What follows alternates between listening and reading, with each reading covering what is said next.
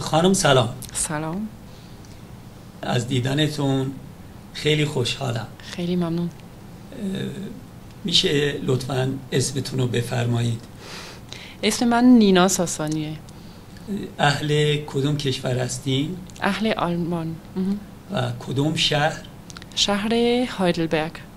خانم ساسانی بفرمایید که هایدلبرگ چقدر جمعیت داره؟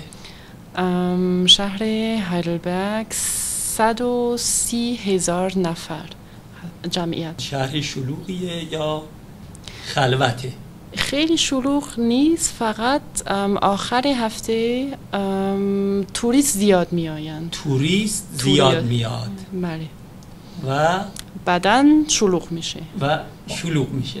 معمولاً مشکل ترافیک دارین در شهر هایدلبرگ یا خیر؟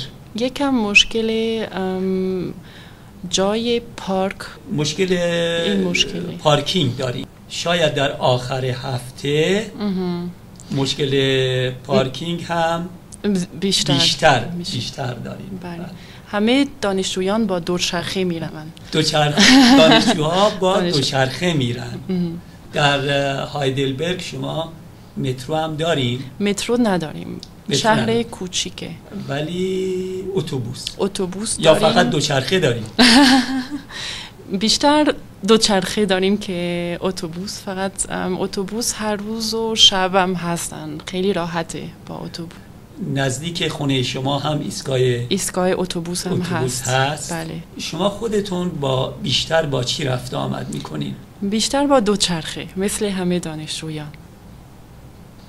تقریبا هر روز چند ساعت با دوچرخه 1 ساعت رفت آمد میکنین؟ 1 ساعت تقریبا. پیاده هم 1 ساعت میشه. بله. خانم بفرمایید اینجا کجا زندگی میکنید؟ اینجا شیراز زندگی میکنه. و توی خوابگاه دانشگاه زندگی میکنه. دانشگاه.